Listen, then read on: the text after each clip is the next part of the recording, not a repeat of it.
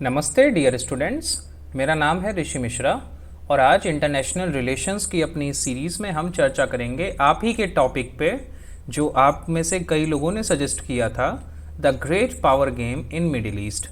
तो सबसे पहले मिडिल ईस्ट को समझने की कोशिश करते हैं कि इसे मिडिल ईस्ट क्यों कहा जाता है। बहुत से बच्चों के मन में ये प्रश्न होगा।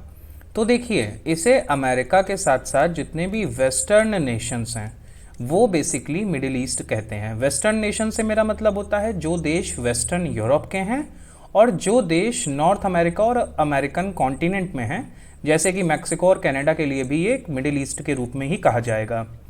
तो देखिए, ऐसा इसलिए है, अगर आपको वर्ल्ड का मैप याद हो तो ये रहा अमेरिका। अमेरिका के बाद ये आता है अटलांटिक को पार करके यूरोप। इसके बाद ये क्षेत्र होता है मिडिल ईस्ट का और आखिरी का क्षेत्र होता है फार ईस्ट का, जिसमें जापान और चाइना जैसे देश आते हैं। तो ये तो फार ईस्ट हो गया, ठीक है। अब ये मिड में भी है, ये जो पोर्शन है जिसको हम लोग मिडिल ईस्ट कह रहे हैं, ये अमेरिका के लिए मिड में भी है और ईस्ट में भी है, क्योंकि अगर यहाँ से यहाँ के लिए कंपेयर करोगे तो ये तो ईस्ट हुआ ना, ये वेस्ट हुआ तो ये ईस्ट हुआ, इसलिए इसको मिडिल ईस्ट कहा जाता है। अमेरिका का पेंटागन जो उनका स्टेट का डिपार्टमेंट है, उनका मिलिट्री हेडक्वार्टर है, वहाँ पे एक डिपार्टमेंट है सेपरेट बना हुआ वाना नाम से। तो वाना क्या है आपको पता होना चाहिए, ये इंपॉर्टेंट है। वेस्टर्न एशियन या वेस्ट एशिया यानी कि पश्चिमी एशिया, और NA से है नॉर्थ अफ्रीका। तो अगर आज हम दुनिया की 70% समस्याओं को देखें जो मैन मेड हैं, जो आर्टिफिशियल हैं, जो किसी नेचुरल डिज़ास्टर की वजह से नहीं है, जो हम ही लोगों के आपसी झगड़े और जातिगत या एथनिसिटी को लेकर के, धर्म के आधार पे जो भी बंटवारे हुए हैं उनको लेकर के दिक्कतें हैं, वो इसी क्षेत्र में हैं। आप वेस्ट एशिया के देशों को देख लो, आप सीरिया को देख लो, प्रॉब्लम चल रही है। लेबनान में आपने देखा क्या हुआ, मैंने उस पर वीडियो भी बना के दिया था। आप यमन क्राइसिस देख लो, लगातार इतने साल से वहाँ पे दिक्कत चल रही है। वहाँ पे शिया सुन्नी का ग्रेट गेम का पूरा का पूरा गेम चल रहा है, ठीक है। इसके अलावा आप नॉर्थ अफ्रीका के देश को देखो। अभी आपने देखा कि माली में क्या हुआ। माली में वहाँ के जो इलेक्टेड प्रेसिडेंट और प्राइम मिनिस्टर थे, उनको वहाँ के सेना जनरल ने कू डिटेक्ट करके कब्जे में कर लिया, हॉस्टेज बना लिया। तो अफ्रीका में कभी भी डेमोक्रेसी सक्सेसफुल नहीं हो पाई। अफ्रीका इकलौता ऐसा कॉन्टिनेंट है जहाँ पे डेमोक्रेसी सक्सेसफुल ही नहीं हो पाई। अगर आप साउथ अफ्रीका को छोड़ दो या इक्का दुक्का देशों को और छोड़ दो, तो कहीं पे भी सही मायने में डेमोक्रेसी फ्लरिश नहीं कर पाई। तो आज हम देखते हैं कि मिडिल ईस्ट की समस्या क्या है। तो देखिए, बेसिकली ये शिया और सुन्नी के बीच की लड़ाई है, ठीक है। एक तरफ है ईरान जो कि शिया पावर है, ईरान में 90% शिया है, ठीक है। और दूसरी तरफ है सऊदी अरेबिया जिसमें 90% सुन्नी है। तो अब ये शियाओं का एक हिसाब से देखा जाए तो भगवान हो गया, या उनका फोर फादर हो गया, या ये शियाओं का रक्षक हो गया, आपको जो भी कह लो आपकी लैंग्वेज में। और दूसरी तरफ है सऊदी अरेबिया जो कि सुन्नियों के लिए वही काम कर रहा है, जो कि सुन्नियों का आका है। दुनिया भर में आपको पता है कि मुसलमानों की जनसंख्या में सुन्नी बहुत ज़्यादा है, शिया कम है। लेकिन जितने भी शिया हैं वो सिग्निफिकेंट हैं और वो एक मेजर अनरेस्ट क्रिएट करने में सक्षम हैं, यदि उनको ईरान जैसा देश सपोर्ट करे जो अपने आप में बहुत बड़ी सिविलाइजेशन है। तो आप इनको पहचान रहे होंगे, ये हैं सुप्रीम लीडर ईरान के। ईरान फॉलो करता है थियोक्रेसी। तो कोई कमेंट थ्रेड में समझाएगा कि थियोक्रेसी का मतलब क्या होता है। Theocracy is a form of government. इस फॉर्म ऑफ गवर्नमेंट में होता क्या है, somebody please tell me in the comment thread. और दूसरी तरफ है MBS साहब। MBS का फुल फॉर्म है मोहम्मद बिन सलमान। ये डिप्टी प्रधानमंत्री हैं इस समय सऊदी अरब के, और इनके जो पिताजी हैं, जो वहाँ के राजा हैं, वो इस समय बीमार चल रहे हैं, जिसकी वजह से सारे कामकाज यही देख रहे हैं। तो ये MBS साहब और ये ईरान के सुप्रीम लीडर, ये हैं खामेनी, ठीक है। याद रखिएगा ये खामेनी है, यहाँ पे ए है। और इसके पहले जो थे अयातुल्ला खोमेनी, वहाँ पे उनके नाम में ओ था। तो जब ईरान में क्रांति हुई थी, क्रांति का साल था 1979, जिसमें इंटरनेशनल अफेयर्स में बहुत सी बड़ी घटनाएं हुई। 1979 में USSR ने अफगानिस्तान में इन्वेड भी इसी साल किया था। इसी साल चाइना में डेन शॉपिंग का आगमन हुआ था, जिन्होंने मॉडर्न चाइना बनाया, जिनकी वजह से चाइना आज वो है जो आप देख रहे हो कि उसने गलवान में क्या किया और कैसे अमेरिका को वो चुनौती दे रहा है। तो 1979 में अयातुल्ला खोमेनी ने ये पूरी की पूरी क्रांति को लीड किया था और 89 तक, जब तक ये बंदा जिंदा था, तब तक ये ईरान का सुप्रीम लीडर था। 89 के बाद से आज 2020 तक, ठीक है, 1989 से 2020 तक अली खामेनी है। तो अब इसमें विस्तार में चलते हैं। The history of middle east. तो यदि आप हिस्ट्री पे आओगे तो यहाँ पे रीजनल हेजेमनी की लड़ाई चल रही है, ठीक है। सबसे पहले अगर आप कोल्ड वॉर के समय से देखो तो यहाँ पे कोल्ड वॉर के पहले सेकेंड वर्ल्ड वॉर का सीन था, ठीक है। तो सेकेंड वर्ल्ड वॉर में 1930s 1935 के आसपास यहाँ पे तेल मिलना चालू हो गया, जिसके बाद से इन देशों में ऑयल को लेकर के और इन देशों को अमीर बना दिया, ठीक है। यदि ऑयल ना होता तो आज इन देशों में क्या हाल होता कोई सोच भी नहीं सकता। ये भी थर्ड वर्ल्ड कंट्री की तरह आज भी अपनी गरीबी और भुखमरी से लड़ रहे होते, लेकिन ऑयल आया तो पैसा आया, और पैसा आया तो उस पैसे को लेकर के बंदरबाट चालू हो गई। किसी भी देश में, चाहे सऊदी अरब हो, चाहे वो कतर हो, चाहे वो कुवैत हो, चाहे वो ओमान हो, आप यहाँ की जो रॉयल फैमिलीज़ हैं ना, इनके लाइफ के आपने चर्चे सुने होंगे। इनकी जो रॉयल लाइफ होती है ना, इनके खुद के अपने प्राइवेट जेट्स होते हैं, इनके मतलब हज़ारों नौकर होते हैं, काम करने वाले लोग होते हैं, पूरा का पूरा ये क्रू हायर करते हैं। किसी सिटी में जाते हैं तो किसी एरिया को परचेज़ कर लेते हैं, होटलों को अपने लिए रेंट पे ले लेते हैं।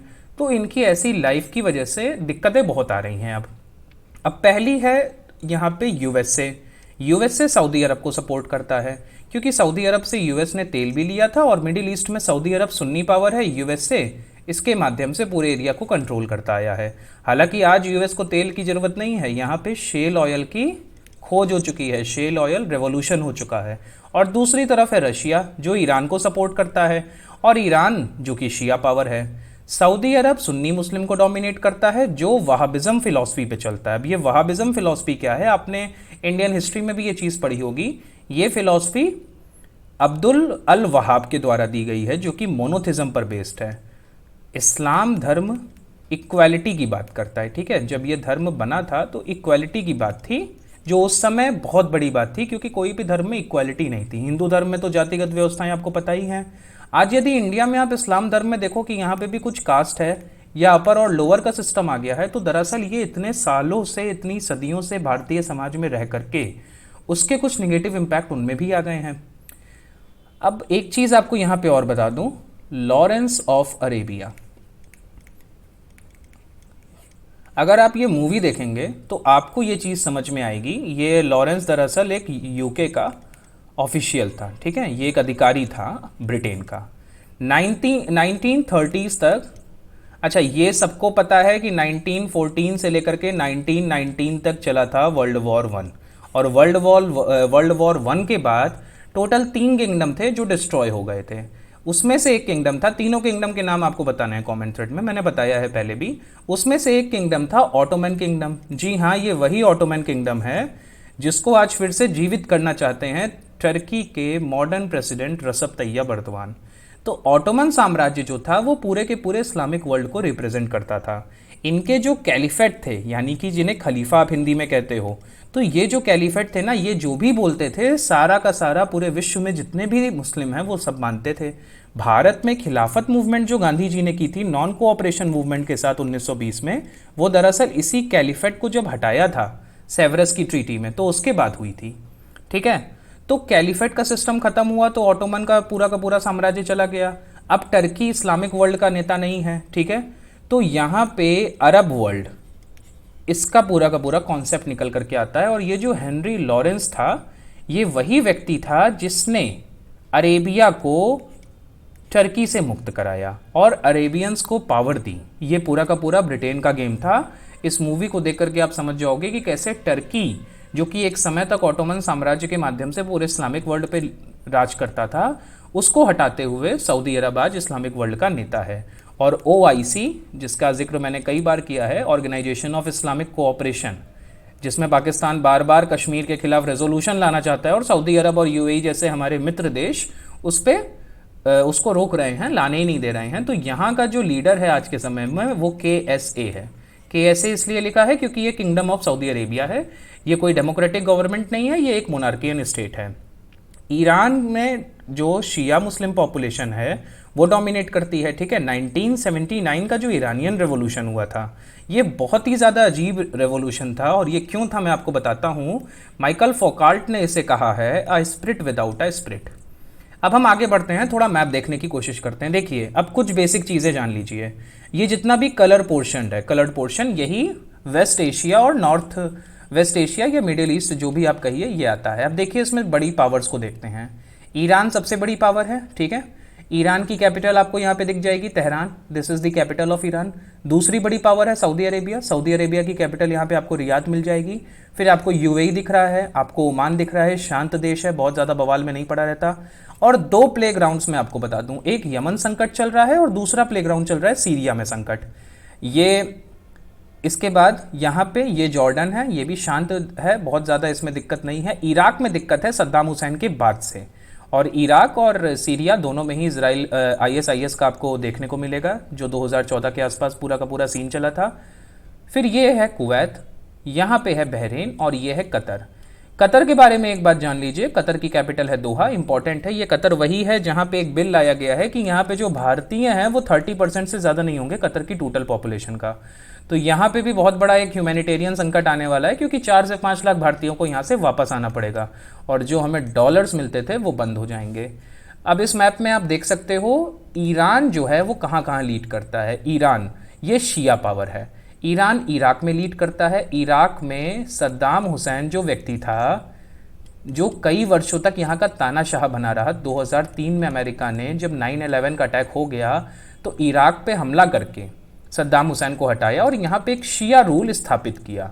अब यहाँ पे समझिएगा, सद्दाम हुसैन एक सुन्नी मुस्लिम था, ठीक है। और ईरान, अगर आप इराक की बात करो तो यहाँ पे 20% सुन्नी है, 20% यहाँ पे कुर्द हैं। कुर्द क्या है ये अभी अलग से बताता हूँ।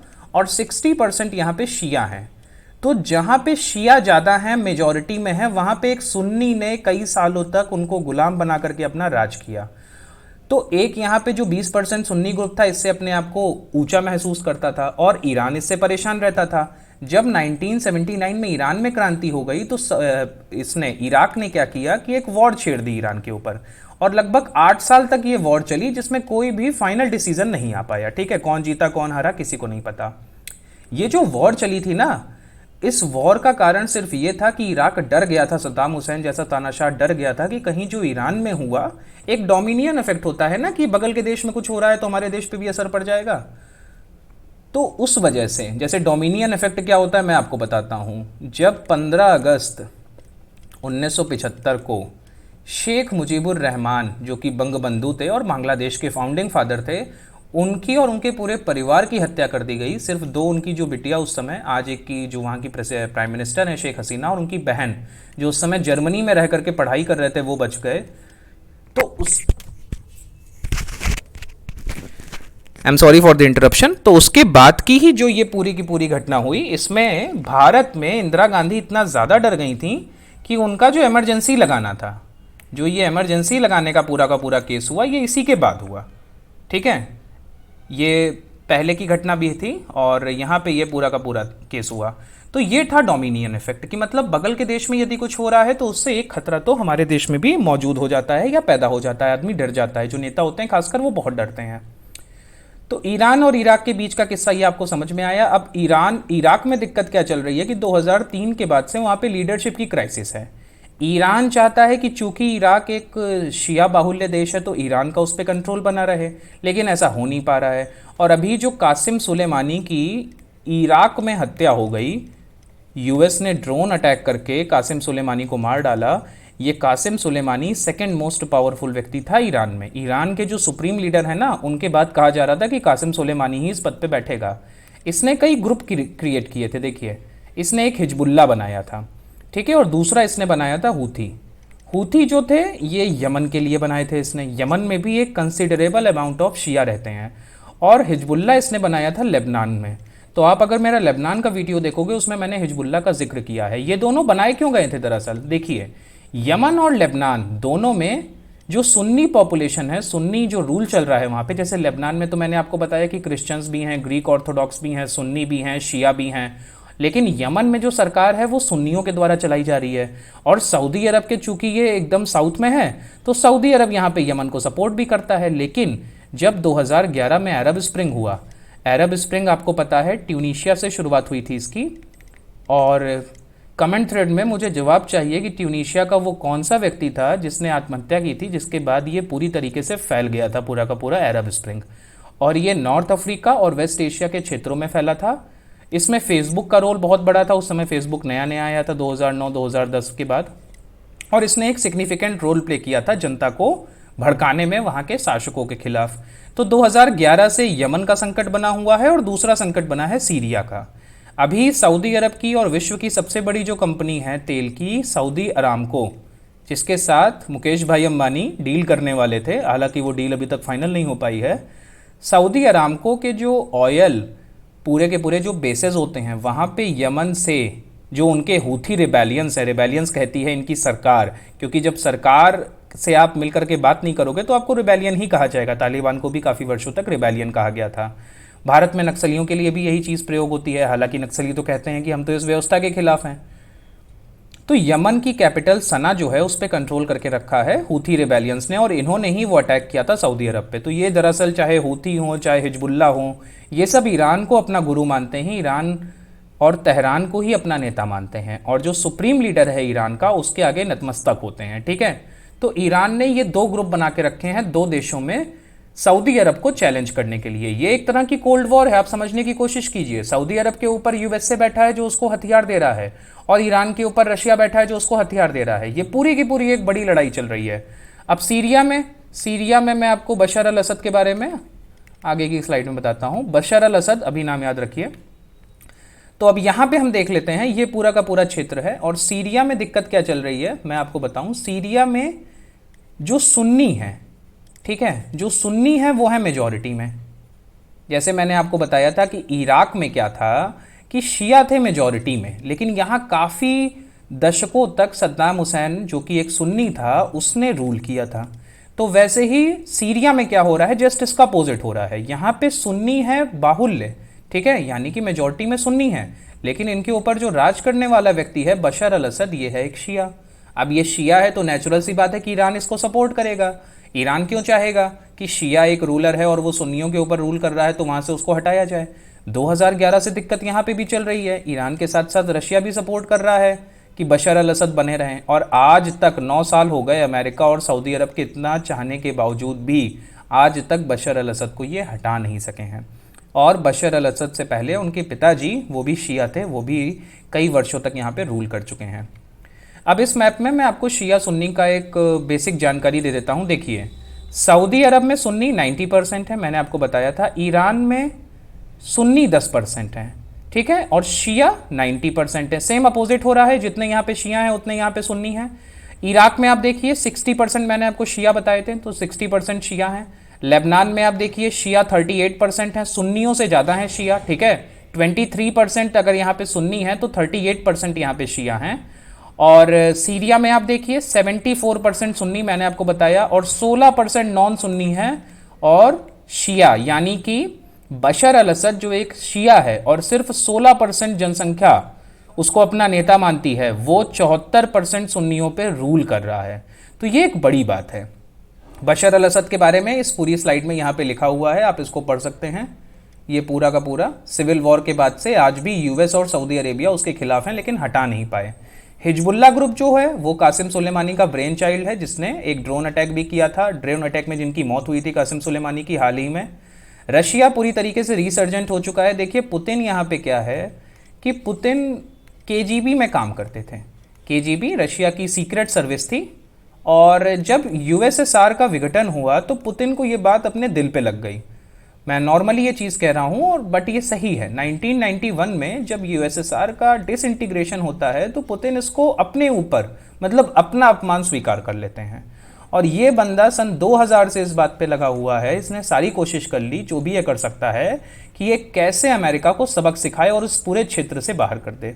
क्योंकि यूएसएसआर ने जो अफगानिस्तान में इन्वेड किया था 1979 में, उसके बाद ही उसकी कब्र खुदी।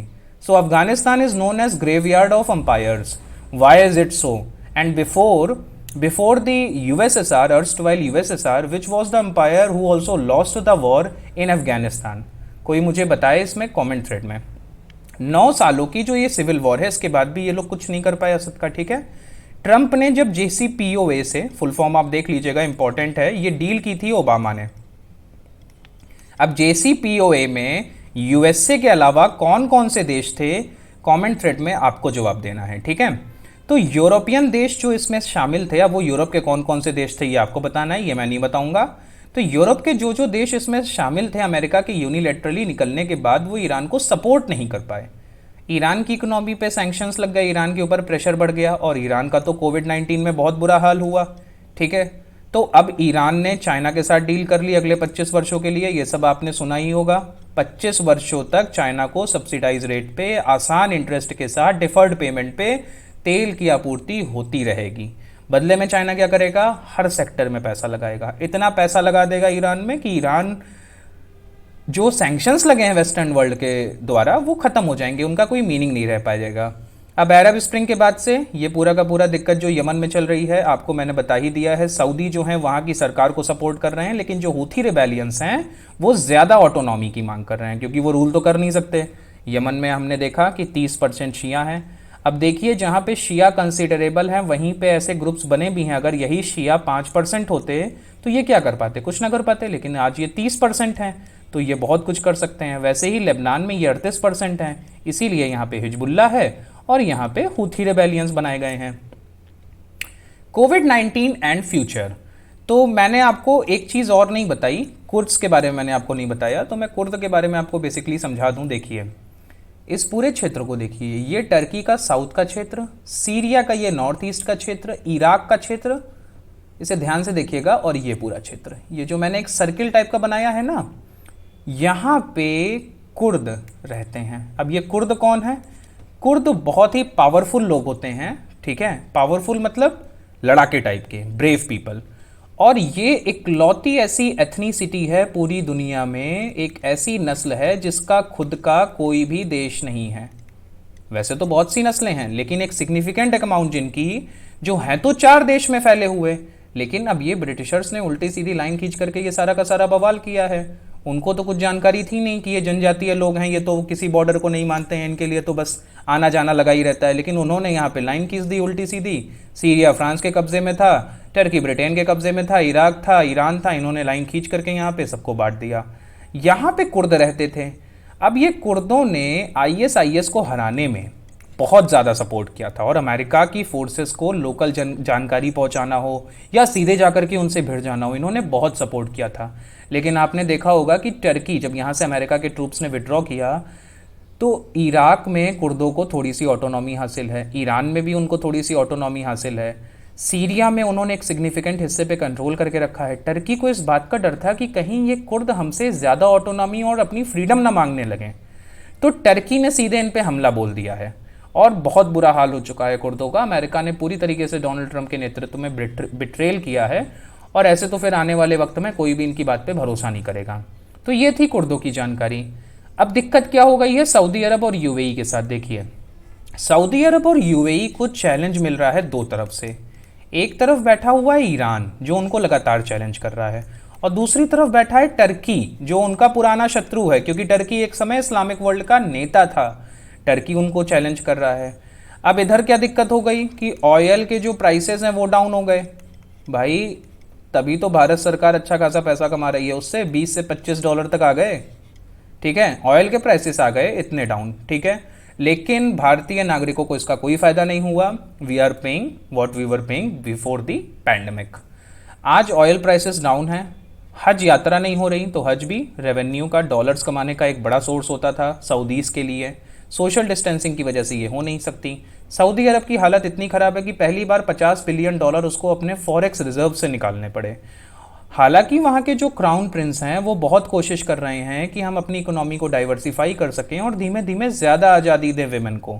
जैसे सऊदी अरब में अभी फ्लॉगिंग की व्यवस्था ख़त्म हुई, 18 वर्ष से जो कम बच्चे हैं, कम के लोग हैं, उनको फ्लॉगिंग उनके ऊपर नहीं होगी, यानी कोड़े से पीटा नहीं जाएगा। जी हाँ, हम 21वीं शताब्दी के 3rd डिकेड में आकर के आज भी ऐसा एक देश है जहाँ पे 18 वर्ष से कम के लोगों को फ्लॉगिंग यानी कि कोड़े से पीटा जाता था। हालांकि अंत भला तो सब भला, अब उन्होंने कर दिया है, तो यही क्या कम है। USA after the intervention of shale oil. देखिए, जब इन्वेंशन हो गया शेल ऑयल का, तो यूएस को भी अब यहाँ से तेल की कोई ज़रूरत नहीं है, तो यूएस धीमे धीमे यहाँ पे अपने ट्रूप्स हटाएगा। क्यों रखेगा ट्रूप्स जब उसे ज़रूरत ही नहीं है? और यूएस हटेगा तो उस जगह को कौन पूरा करेगा? रशिया पूरा करेगा और चाइना पूरा करेगा। रशिया चाइना एक तरह से जुड़ चुके हैं, इनको आप अलग अलग मत मानिएगा, दोनों कम्युनिस्ट नेशन हैं, दोनों आज के समय में जियोपॉलिटिकल सिचुएशन को देखते हुए जुड़ चुके हैं।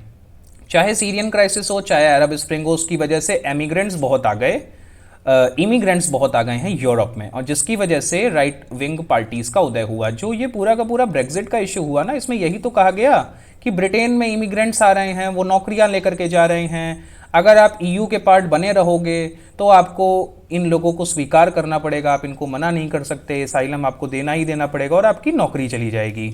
इस इशू को लेकर के राइट विंग पार्टीज आई, जीती और ब्रेग्जिट हो गया। तो यदि ये पूरा का पूरा क्षेत्र स्टेबल रहेगा तो इससे यूरोप स्टेबल रहेगा, ये यूरोप के इंटरेस्ट में है, क्योंकि अगर यहाँ पे लोगों के साथ अन्याय होगा, सिविल वॉर होगी, सोशल अनरेस्ट होगा, तो ये सारी चीज़ों से लोग रेफ्यूजी बनेंगे और जाएंगे कहाँ? जाएंगे वो यूरोप में, क्योंकि यूरोप में समृद्धि है, खुशहाली है, और एक समय के बाद तो कोई भी देश इस चीज़ को स्वीकार नहीं करेगा ना, तो ये दिक्कत चलेगी। अब डिवास्टेशन हो चुका है सीरिया का और यमन का। सीरिया और Yemen as a society has been collapsed, no schools, no colleges, not even proper health care system, nobody knows what's gonna happen in these countries. Syria हो, यमन हो, अभी लेबनान में जो हुआ उसके बाद से लेबनान की हालत खस्ता है। अफगानिस्तान में तालिबान आ जाएगा क्योंकि अमेरिका निकल रहा है, तो अफगानिस्तान की हालत खस्ता हो जाएगी। तो इन देशों के बुरे हाल हैं। यहाँ पे टेररिज्म हो, अलग अलग कैंप्स चलते हैं, अलकायदा और तालिबान। तालिबान ये वो लड़ाके थे, देखिए तालिबान कौन थे? तालिबान वो थे जिनको 1979 में जब अफगानिस्तान में सोवियत की आर्मी घुस गई तो अमेरिका ने सीधे यहां से हथियारों की सप्लाई चालू की। एक मूवी इसके लिए भी मैं बता दे रहा हूं, चार्ली विल्सन्स वॉर। आप सब टॉम हैंक्स को जानते होंगे, वही जिस पे मैंने आमिर खान का वीडियो बनाया था, लाल सिंह चड्ढा वाली मूवी, जिसकी जो बेसिकली रीमेक है फॉरेस्ट गंप का, तो वही टॉम हैंक्स की मैं बात कर रहा हूँ, उन्हीं की मूवी है चार्ली विल्सन्स वॉर। तो इसमें आप देखोगे चार्ली विल्सन नाम का ये एक सेनेटर था। सेनेटर मैंने आपको अमेरिका वाले वीडियो में बताया है, टोटल 100 सेनेटर होते हैं अमेरिका में, हर स्टेट से 2-2 सेनेटर होते हैं। तो ये सेनेटर ने एक बहुत मेजर रोल प्ले किया था। ये दरअसल पाकिस्तान के प्रधानमंत्री को जानता था। इसने एक मेजर रोल प्ले किया था अफगानिस्तान के लड़ाकों को हथियार सप्लाई करके। और जब अमेरिका ने हथियार सप्लाई करना चालू किए, देखिए अफगानिस्तान में होता क्या था, यूएसएसआर के ट्रूप्स आते थे, वो हेलीकॉप्टर से आते थे, प्लेन से आते थे और सीधे बमबारी करके यहाँ से निकल जाते थे। अब उसको उड़ाने के लिए आपको मिसाइल्स चाहिए, तो मिसाइल हो, रॉकेट लॉन्चर हो, ये सारी चीज़ें अमेरिका ने प्रोवाइड की। तो एक एक करके उनके हेलीकॉप्टर और वो सब तबाह होने लगे। एक समय के बाद वो लड़ नहीं सकते थे, क्योंकि ज़मीन इतनी ज़्यादा, जो वहाँ की टेरेन है अफगानिस्तान की, वहाँ पे तो आप लड़ाई लड़ ही नहीं सकते। बहुत अजीब ही टेरेन है, मतलब टोपोग्राफी बहुत डिफिकल्ट है। वहाँ जो लोकल कबीले वाले हैं, पठानी हैं, वही सर्वाइव कर सकते हैं और अलग अलग ट्राइब्स के लोग, बाकी लोग सर्वाइव नहीं कर सकते। तो यूएसएसआर को अंततः 1989 में वहाँ से विड्रॉ करना पड़ा, जिसके बाद धीमे से उनका डिसइंटीग्रेशन भी हो गया 2 वर्षों में। तो चार्ली विल्सन्स वॉर आप देखोगे तो आपको समझ में आ जाएगा कि यूएसए ने कैसे सपोर्ट किया है। अब इसी से तालिबान बना था, लेकिन अमेरिका का इंटरेस्ट तो 1991 में पूरा हो गया। जब यूएसएसआर तबाह हो गया तो अमेरिका एक लौती सुपर पावर हो गया, तो अब अमेरिका क्यों पैसा देगा? इस मूवी में यह भी दिखाया है कि चार्ली विल्सन नाम का जो सेनेटर रहता है, ये कोशिश करता है कि वहां पे कुछ स्कूल के लिए पैसे दे दी जाए, कुछ कॉलेजेस के लिए दे दिए जाएं पैसे, बट ऐसा होता नहीं है। अमेरिकन सेनेट नहीं मानती है। हथियार देने के लिए उनके पास बिलियंस ऑफ डॉलर रहते हैं, लेकिन एक स्कूल बनाने के लिए उनके पास चंद मिलियंस भी नहीं होते हैं, जिसकी वजह से उनको उसका परिणाम भुगतना पड़ता है 9/11 का अटैक। क्योंकि यही तालिबान है जो बाद में उसामा बिन लादेन को संरक्षण देगा, यहीं से आपका अलकायदा निकलेगा और यहीं से अमेरिका पे होगा सबसे खतरनाक हमला। हालांकि कोविड-19 आज उससे ज़्यादा खतरनाक हो चुका है, बट फिर भी वो टेररिस्ट अटैक की तो बराबरी नहीं कर सकता ना। तो आई होप मैंने इस वीडियो में मैक्सिमम टॉपिक्स को कवर किया है और बताने की कोशिश की है कि कैसे ये पूरी प्रॉब्लम सुलझ सकती है, बेसिक दिक्कत क्या है, ऑयल की दिक्कत क्या है, और आज जब ऑयल धीमे धीमे ख़त्म हो रहा है तो क्या दिक्कत है उनकी इकोनॉमीज़ में, क्यों यूएई जैसे कंट्री आज ऐसी कोशिश कर रहे हैं कि वो, जैसे आपने देखा मार्स मिशन को लॉन्च किया उन्होंने, बरक्का जो उनका न्यूक्लियर पावर प्लांट है उसको वो आगे करने की कोशिश कर रहे हैं। आईपीएल वहाँ पे होने जा रहा है, तो वो क्यों डाइवर्सिफाई कर रहे हैं, और क्यों यूएई और इसराइल के बीच में रिश्ते अच्छे हो गए। इस पर भी मैं एक वीडियो बनाऊंगा इस टॉपिक को कवर करते हुए, क्योंकि इसराइल भी ईरान का दुश्मन है और ईरान यूएई का दुश्मन है। यूएई और सऊदी अरब दोनों को ईरान से खतरा है। तो ये पूरी चीज़ें आप समझ सकते हैं उसमें बेसिकली, और सारी जानकारी आपको मिलेगी इस वीडियो में। मैंने मैक्सिमम कवर करने की कोशिश की है। आई होप आपको ये अच्छा लगेगा, और आप अपने सजेशंस देते रहिए। वीडियो को लाइक, शेयर, सब्सक्राइब करना मत भूलें। मेरे द्वारा पूछे गए प्रश्नों के जवाब ज़रूर दीजिए, कोई दे ना दे, आप ज़रूर दीजिए। आप देख रहे हैं, आपकी ये जिम्मेदारी है कि आपको जवाब देना है। इससे आपका भी ज्ञान बढ़ेगा, हमारा भी ज्ञान बढ़ेगा, दोनों का फ़ायदा होगा। आप सजेशंस देते रहिए मैं कौन से टॉपिक्स पे वीडियो लाऊं। मैं अच्छे अच्छे टॉपिक्स जो भी होंगे इंटरनेशनल रिलेशंस के करंट में, उसमें वीडियोस बनाता रहूँगा। टीम पीटी की तरफ से ये रिसोर्सेज आप ही के लिए हैं, इनमें इन्वॉल्व कीजिए और इसका फ़ायदा उठाइए। हम फिर मिलेंगे एक नए टॉपिक के साथ। तब तक के लिए नमस्ते, जय हिंद।